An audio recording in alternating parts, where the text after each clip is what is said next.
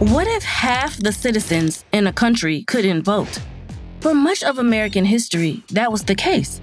Although women worked beside men to create a new nation during the American Revolution and well beyond, the federal government did not protect their right to vote until nearly 150 years after independence was won.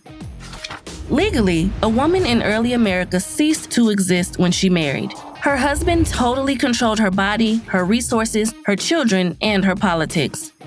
His was the only vote. This was called coverture. A woman was legally covered by her husband. In 1776, Abigail Adams wrote to her husband John while he was working on the Declaration of Independence in Philadelphia. She asked him to remember the ladies and make the laws in the new nation more fair to women. He laughed. Yet women continued to advocate for political change even though their legal roles were limited. Many women supported the abolition of slavery, but they were forbidden to speak in public on its behalf. This practice led to the first Women's Rights Convention, which was held in Seneca Falls, New York in 1848. There, delegates including Elizabeth Cady Stanton and Frederick Douglass issued a declaration of sentiments stating that all men and women are created equal. But Douglass and Stanton parted ways in 1870 when the 15th Amendment was approved, protecting the right to vote for all men, without a sister amendment doing the same for women. After the Civil War, Western territories such as Wyoming in 1869 offered women the vote to encourage more people to settle there. Black women leaders such as abolitionist Harriet Tubman and journalist Ida Wells Barnett campaigned for women's suffrage to lift up other African Americans. Across the country, women led demonstrations to demand the right to vote. In New York City, a 16-year-old Chinese immigrant named Mabel Lee led a suffrage demonstration on horseback.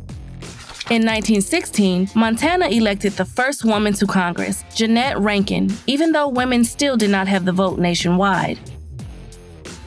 In 1917, President Woodrow Wilson said the U.S. would enter World War I against Germany to make the world safe for democracy. But American women picketed the White House, noting that democracy at home still did not include them. Women like Alice Paul and Lucy Burns were arrested for picketing and force-fed in prison after they went on hunger strikes as political prisoners. Finally, Congress proposed the 19th Amendment in 1919, and it was ratified in 1920, protecting women's right to vote nationwide. But even still, some women wouldn't benefit from the 19th Amendment for decades. Many Native American women were not granted citizenship until 1924.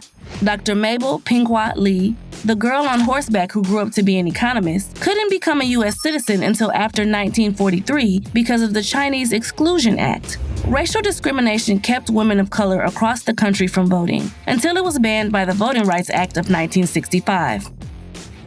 These Americans lifted their voices to demand a more perfect union for themselves and future generations. That means us. We all owe a great debt to those who came before us and made a better world for us.